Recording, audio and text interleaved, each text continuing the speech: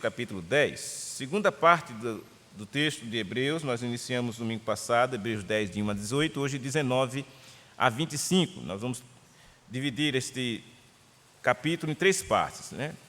Essa é a segunda, domingo que vem, se Deus assim nos permitir, concluiremos a terceira e última parte.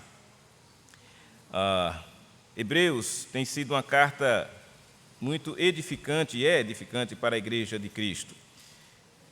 Embora tenha sido escrita, como o próprio nome da carta já o diz, aos Hebreus, ela tem muito a dizer à Igreja hoje, a Igreja de Cristo hoje, aqueles que fazem parte dela hoje. E que nós temos visto é que ele vem, nessa carta, fazendo um comparativo entre a antiga aliança e a nova aliança. A antiga aliança, que estava ligada diretamente aos hebreus, era aquela aliança que mostrava os sacrifícios dos animais, a atividade dos sacerdotes, e tudo aquilo, conforme nós já vimos, eram sombras daquilo que viria mais tarde, que é Cristo. Eram sombras de Cristo.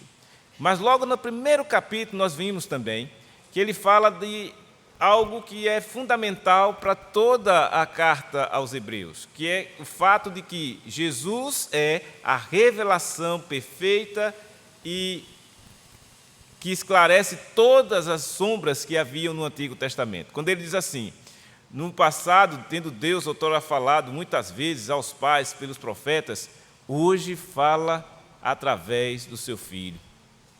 Então, Cristo, ele de fato traz a si essa condição. Por isso que aqui nós vemos claramente, né, que a obra que Cristo fez, como nós temos visto, ela é eficaz.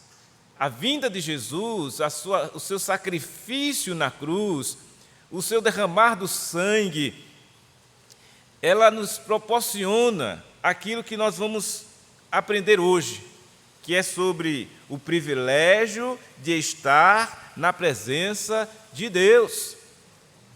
O privilégio de estar na presença de Deus. E como é que a gente consegue ter esse privilégio? Por que você pode ter esse acesso hoje? Por que você não precisa mais de que alguém, como um sacerdote, ofereça algum sacrifício para que você então possa ter perdoado os seus pecados? E que não resolvia no passado. Todas aquelas sombras que eram feitas, aquelas cerimônias rituais, apontavam para algo que era eficiente e eficaz e que só poderia acontecer na pessoa de Cristo. Mas Deus assim o mandou que fizesse, eles fizeram. Muitos fizeram, outros não, mas o fato é, eles acreditavam na promessa de que haveria de vir aquele que cessaria aquela situação toda. E agora já estamos nós aqui, em pleno século XXI, vivendo pós a vinda de Jesus, 2024 anos depois de Cristo, é assim contada a história, o antes de Cristo e o depois de Cristo, e estamos nesse ano depois de Cristo. Cristo veio, se encarnou e fez a obra que era necessária para que agora todo aquele que nele crer não pereça, mas tenha a vida eterna. Então veja que maravilha é sabermos que agora nós temos o privilégio. E que privilégio é esse de estar na presença de Deus? O que isso traz para nós? O que isso promove em nossas vidas? Vejam, tendo, pois, irmãos, intrepidez, ou seja, coragem, para entrar no Santo dos Santos pelo sangue de Jesus. Então, a primeira coisa é que nós sabemos que esse privilégio que temos é possível graças ao sangue de Cristo que foi derramado na cruz. Jesus, ao derramar o seu sangue, ele faz o que com esse sangue? Nos purificou de todo o pecado. Ou seja, aquele pecado que nos condena, aquele pecado que nos traz, nos aponta para uma situação de punição, de juízo, foi aquele pecado, ou pecados, que Jesus veio quando lavou-nos desses pecados pelo seu sangue. E essa condição nos dá acesso a adentrar. Ele usa aqui o Santo dos Santos porque lembrem, está falando aos hebreus, e os hebreus iriam entender perfeitamente o que ele estava dizendo. Olha, entrar no Santo dos Santos era estar na presença de Deus. Quando no tabernáculo, o Senhor Deus descia como uma nuvem sobre o tabernáculo, sobre o Santo dos Santos, e o sacerdote, o sumo sacerdote, uma vez no ano, adentrava aquele lugar. Agora ele está dizendo, olha, irmãos, com coragem, com intrepidez, para entrar. Vocês agora têm isso, ele tende, pois, né? Entrar no Santo dos Santos, pelo sangue de Jesus, pelo novo e vivo caminho que ele nos consagrou pelo véu, isto é, pela sua carne. Olha aí, a encarnação de Cristo nos dá agora a liberdade de adentrar a presença de Deus. É outro privilégio que agora temos. Além de ter a purificação pelos nossos pecados, temos agora a liberdade de estar na presença de Deus. Porque na antiga aliança, se alguém que não fosse o sumo sacerdote, se ousasse adentrar a presença de Deus, era fulminado. Não tinha essa liberdade, não. Era só o sumo sacerdote uma vez por ano, irmãos. E agora, olha que privilégio temos. Nesse exato momento, você e eu podemos estar aqui na presença do Senhor, por causa do sangue que disso derramou e por causa de que Cristo veio e inaugurou esse novo e vivo caminho, que Ele, Jesus, consagrou pelo véu, ou seja, pela sua carne, ou seja, a encarnação de Cristo trouxe essa condição para todos nós. E estarmos agora tendo acesso a Deus e tendo grande sacerdote sobre a casa de Deus. Olha aí, ele já afirma isso. Tendo grande sacerdote sobre a casa de Deus, que é Cristo, a casa de Deus é a igreja. E ele diz, olha, tendo isso, agora ele vai nos exortar. Ele primeiro nos fala que você agora tem acesso a Deus, por causa do sangue de Cristo, por causa da obra que Cristo fez, o seu sacrifício, o seu derramado sangue, tudo isso lhe favorece a adentrar a presença de Deus, e como um privilégio para você. Aí agora então ele vai nos exortar, exortou os hebreus e a nós também, dizendo assim, no versículo 22, aproximemo-nos com sincero coração, em plena certeza de fé, tendo o coração purificado de má consciência e lavado o corpo com água pura. 4 coisas, irmãos, o autor aos Hebreus está nos chamando a fazer. Primeiro ele nos chama, olha, aproximemo-nos, se aproximem, se acheguem. Mas de que maneira devemos nos achegar? De qualquer jeito? Irreverente? Distraído? Sem prestar atenção? Não. Aproximemo-nos com sincero coração. Primeira coisa, com um coração sincero, devemos buscar nos aproximar de Deus. E outra coisa fundamental, em plena certeza de fé. A fé, que é o assunto do próximo capítulo, capítulo 11, quando formos estudar, que vai definir a fé e vai descrever como é que a gente vai exercitar essa fé. Então aqui ele diz, olha, é privilégio para você e para mim nos aproximarmos de Deus com um coração sincero, com a certeza de fé, ou seja, não pode haver dúvida, não pode ser essa aproximação com Deus. Não é possível até se aproximar de Deus duvidando daquilo que Deus é, daquilo que Deus faz. Então, se for assim, sem a certeza de fé, você não vai usufruir desse privilégio de acessar a presença de Deus. Então, vejam, irmãos, como o Evangelho, ele tem uma simplicidade, mas também uma profundidade. É simples na sua essência, mas também profundo. Por que eu digo profundo? Porque, vejam, estamos falando de algo que certamente muita gente, a maioria das pessoas, nunca vão vislumbrar ter acesso a Deus. Existem religiões e religiões, né? A maioria das religiões, eu posso dizer com toda certeza, elas buscam atalhos, pensando em chegar a Deus. Através de ídolos, através de heresias, de tantas outras doutrinas esquisitas e fora da palavra. Mas a religião de Cristo, essa que é a palavra, vindo da palavra, ela lhe dá uma condição que nenhuma das outras dá. É a que você pode ter acesso a Deus, sem precisar de atalhos, sem precisar de invenções humanas, nada disso. Simplesmente você vai a Deus porque você está em Cristo.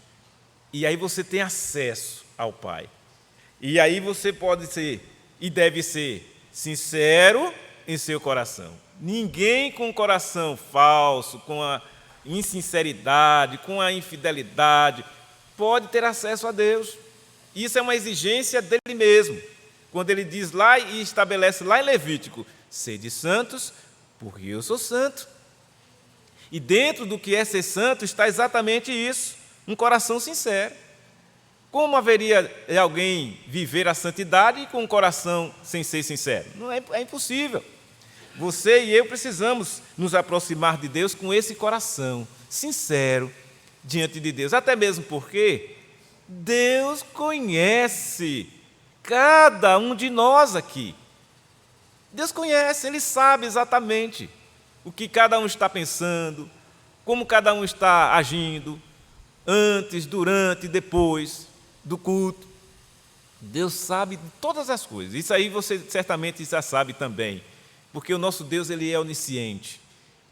Mas o problema todo é que o ser humano, por viver uma vida muitas vezes desatenta, ou uma espiritualidade rasa e vazia, ele não se apercebe disso.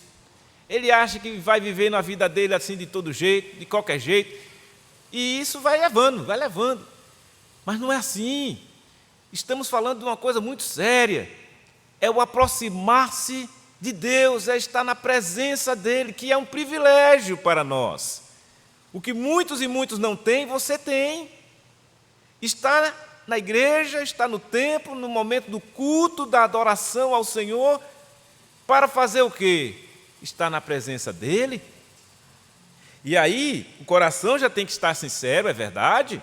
A fé tem que ser uma coisa certa, plena certeza de fé. O coração tem que estar purificado, por isso que a gente confessa os nossos pecados, né? E a palavra de Deus nos garante isso, lá em 1 João 9, que se nós confessarmos os nossos pecados, Ele é fiel e justo para nos purificar de toda injustiça. Então já estamos vivendo isso, o coração purificado de má consciência, porque a consciência má é aquela que fica martelando lá, querendo lhe acusar, e deixando meio que impedido de adorar. E essa obra de Cristo, ela vai trabalhar na sua mente, de modo que o seu coração, estando purificado dessa má consciência, ele é lavado, o corpo, olha, com água pura. É lógico que ele está usando aqui essa linguagem figurada, mas para mostrar uma coisa que é importantíssima. Todo e qualquer um de nós aqui, que temos o privilégio de estar tendo acesso à presença de Deus, temos que estar passando por esse processo de purificação das nossas almas e do nosso corpo, que é o espírito de santificação, que já em nós habita o Espírito e, portanto, exige-se que cada um se santifique. Mas aí você pode dizer, e como é que a gente se santifica? A resposta é fácil. O próprio Jesus Cristo orando ao Pai, João 17, oração sacerdotal, ele disse assim: Pai, santifica-os na verdade, a tua palavra é a verdade. Olha, irmãos, Como é que eu posso ter acesso a Deus? Nos santificando pela palavra de Deus. Com certeza essa palavra em nós, agindo como tem agido, ela vai nos purificando, vai nos fortalecendo, vai nos firmando, de modo que você pode ter a certeza de que não está perdendo o seu tempo, não, está ganhando tempo em buscar a Deus. E a palavra de Deus diz assim: olhe, busque o Senhor enquanto se pode achar, invocai-o enquanto Ele está perto. Estamos com o Senhor perto de nós, usufruímos agora dessa bênção. E Paulo, o apóstolo, autor de Hebreus, está aqui incentivando, exortando os irmãos, demonstrando aos irmãos como é que eu posso ter esse livre acesso. Ele já diz, primeiro ele está garantindo que o acesso já está garantido por causa de Cristo, da obra que Cristo fez. Está garantido o acesso. Como é que eu faço para então conseguir adentrar esse acesso? Você precisa trilhar pelo caminho que também já está definido. O novo e vivo caminho que já está definido, que é Cristo. Jesus disse: eu sou o caminho, a verdade e a vida. Ninguém vem ao Pai a não ser por mim. O caminho já está traçado. Você e eu temos que estar, e se já estamos, pela graça de Deus, andando por esse novo e vivo caminho que Jesus proporcionou, porque Ele veio e disse: eu sou esse caminho. E estando nesse caminho, você precisa dessas condições que Ele aqui escreve para nós. Que quando nos aproximemos de Deus, pelo caminho que estamos a andar, que é Jesus, Ele diz: com sincero coração. Ele diz: com plena certeza de fé. Ele diz: com o coração purificado de má consciência. E ele diz: e lavado o corpo com água pura. Assim estando, em resumo disso tudo, em santificação. Aí vem o versículo 23. Guardemos, é uma exortação, guardemos-nos firme a confissão da esperança. Guardem firme. Qual é a nossa esperança? A nossa esperança é de que Cristo está a voltar. Aguardamos a sua volta. Cristo é a nossa esperança. Então guarde firme. Pode acontecer o que for, a sua esperança você tem que guardar firme. Essa confissão da esperança que você tem, sem vacilar. Pois quem fez a promessa é o quê? Fiel. Quem foi que fez a promessa, irmãos? Quem foi que fez? Deus. Deus fez a promessa de que viria salvar o seu povo. Deus fez a promessa que enviaria o seu Filho para salvar e mandou. É fiel em tudo que diz, em tudo que faz. Deus é fiel. Jesus é fiel. O Espírito Santo de Deus é fiel.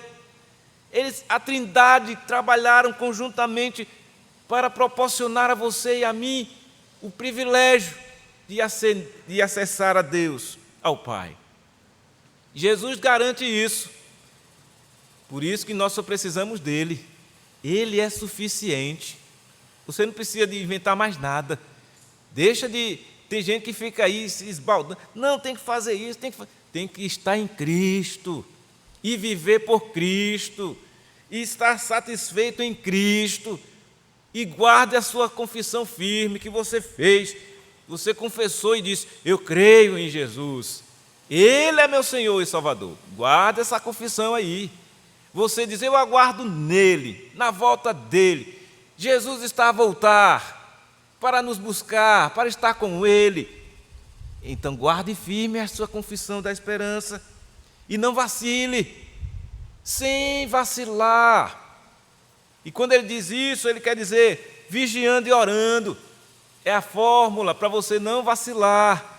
Vigie e ore em todo o tempo, sem cessar você ore, porque Jesus que fez a promessa, Deus o Pai que fez a promessa, é fiel.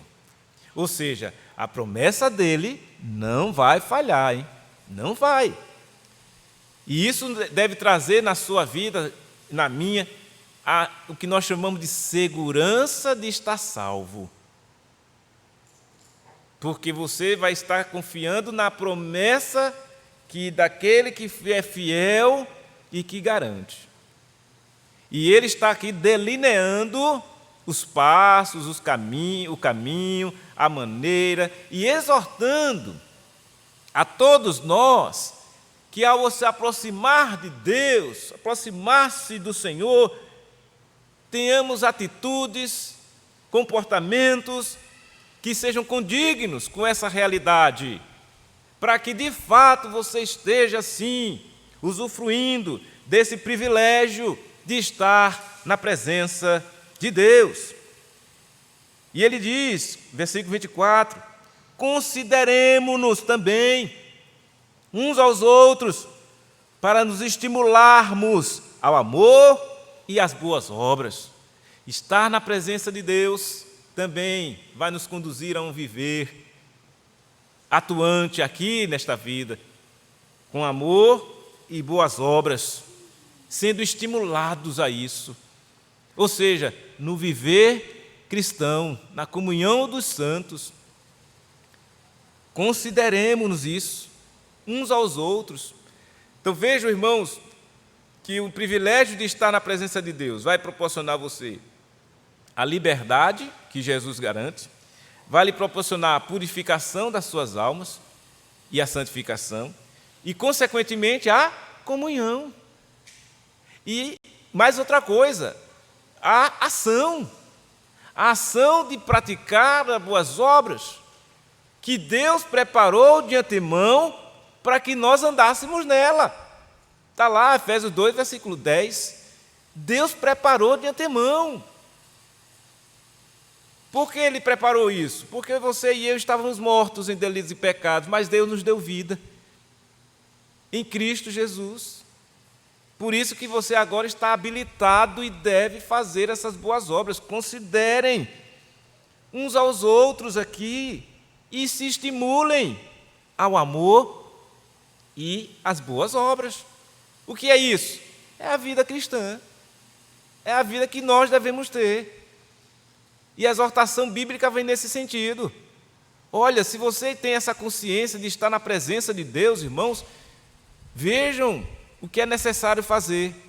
Percebem que não é nada fora das condições que você pode ter de fazer? Não, são coisas plausíveis, são coisas palpáveis, são coisas que podem e devem ser feitas. Deus não está exigindo nada fora de uma condição que você possa fazer. São coisas que é necessário e essencial que você faça. E ele vai concluir com um texto muito importante, e muito importante mesmo para os dias de hoje. Vejam, não deixemos de congregar-nos. É uma coisa, veja, Hebreus, escrito há muito tempo atrás, já havia esse problema de as pessoas abandonarem a congregação, deixarem de congregar. Era costume de alguns, diz Paulo, diz o autor aos Hebreus, olha, não faça isso, não deixe de congregar-nos, como é costume de alguns. Antes façamos o quê? Admoestações. E tanto mais quanto vedes que o dia se aproxima. O dia, com D maiúsculo, como ele está dizendo, é o dia da volta de Cristo. O dia se aproxima. E certamente, hoje mais próximo do que ontem, amanhã será mais próximo do que hoje. O dia da volta de Cristo se aproxima. Não deixemos de congregar, a não ser que tenha as razões, né? Claro. Ele está falando aqui, é aquele deixar de congregar deliberado, ou seja, intencional. Aquela condição que as pessoas muitas vezes fazem. Preguiça, não é? Por preguiça, por desleixo, negligência, é isso que ele está falando. Ele não está falando das condições, por exemplo, a pessoa adoeceu. Não, adoeceu. Ninguém vai, não, tem que ir, pega a maca, chama a ambulância, leva lá para estar presente na igreja, para depois não sei dizer que não está congregando. Não, não é isso. Ele está falando daqueles que intencionalmente, deliberadamente, negligenciam o dia do Senhor, com distrações, com coisas outras que não pertencem a Deus, não interessam ao Senhor, nem interessam também para as suas almas, se crentes forem. E aqui também ele aponta por uma condição. Ele está exortando crentes, porque isso não serve para descrentes. O descrente ele nunca vai entender essas coisas. O descrente ele não sabe o que é esse privilégio de estar na presença de Deus. Ele não sabe. E quando eu digo descrente, é aquele que, porventura, possa até frequentar a igreja, às vezes. Tem gente que frequenta, vai para a igreja, visita, né? Mas não tem a relação que o crente tem com o seu Senhor. É para o crente que ele está exortando aqui. Está falando aos hebreus, aqueles que faziam parte ali da igreja hebraica, daquele tempo. É para estes que muitas vezes pensava que, religiosamente já estou resolvido, pertence a uma religião, é o judaísmo, agora está chegando essa nova aí, que é o cristianismo, mas está resolvido, nós temos a promessa lá do Antigo Testamento. Você agora tem que entender que a condição que você está hoje é privilegiada. Você está na presença de Deus. E o que fazer, então, à luz dessas verdades, de que Cristo já realizou a obra que realizou, de que você agora está usufruindo da graça de Deus em sua vida? É viver isso aqui, irmãos. Coração sincero, vida espiritual sadia, coisa boa vinda do Senhor. Que privilégio você tem, que eu tenho. E não podemos desperdiçar essa condição. Isso é o que há de melhor para uma alma que hoje está salva. É o que há de melhor para alguém que outrora não sabia o que esperar da vida, não sabia o que esperar do futuro, e hoje tem esperança. Guardemos firmes a confissão da esperança. A sua esperança não está neste mundo, até mesmo porque o apóstolo Paulo, escrevendo aos Coríntios, ele diz: olha, se a nossa esperança em Cristo se limitar a esta vida, nós somos os mais infelizes de todos os homens. Os mais infelizes de todos os homens. Então, meus irmãos, se é o contrário, nós somos as pessoas mais felizes de todos os homens, porque estamos na esperança que é Jesus. E guardemos essa esperança firme, sem vacilar. Os dias são maus, é verdade. O mundo jaz no maligno, é verdade. Temos inimigos fortes, é verdade. O mundo, a carne e o diabo.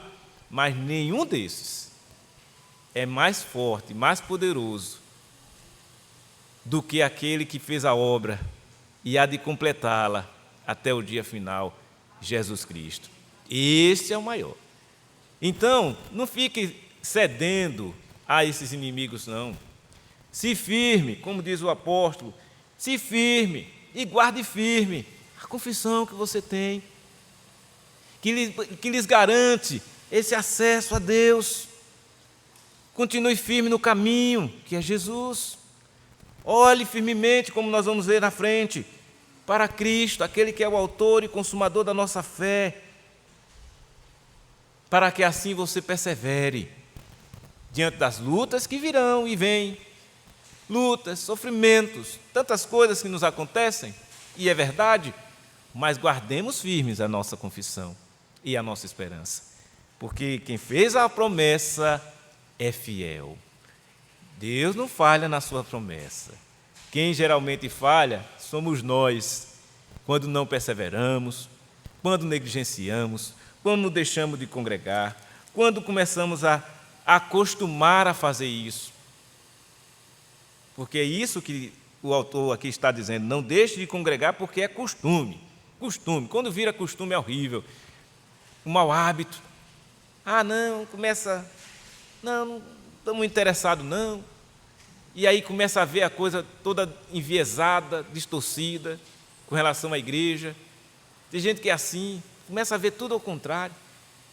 Ao invés de se ligar, de se acordar, não, vai se afundando mais, dizendo, não vou não, porque é crítica de fulano, não, porque fulano falou alguma coisa, não, porque... Não, desculpa esfarrapada.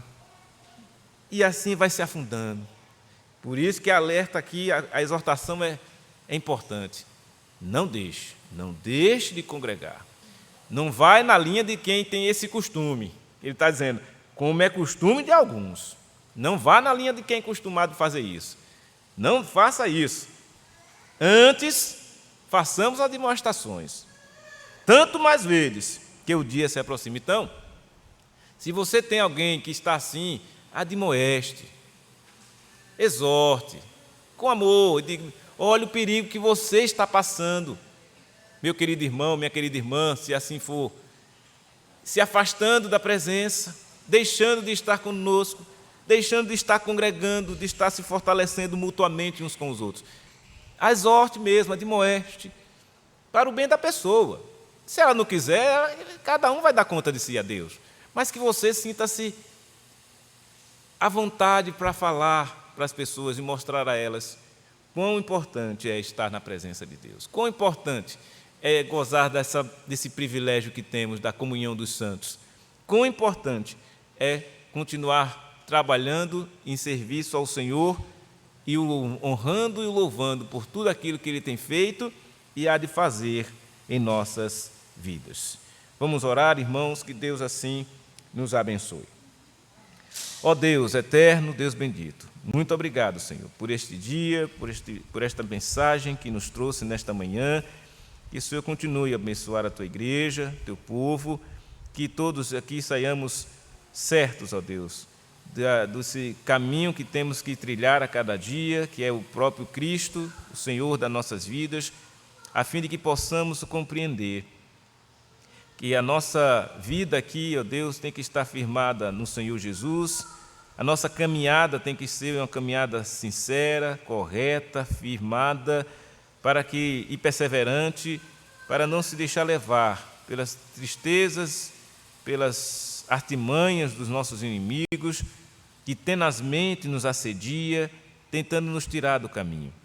Mas podemos ter a certeza e a alegria, ó Deus, de que estamos assegurados por Cristo e pela sua obra lá na cruz. Muito obrigado por tudo, assim oramos, agradecido, no nome de Jesus. Amém. Amém. Irmãos, vamos...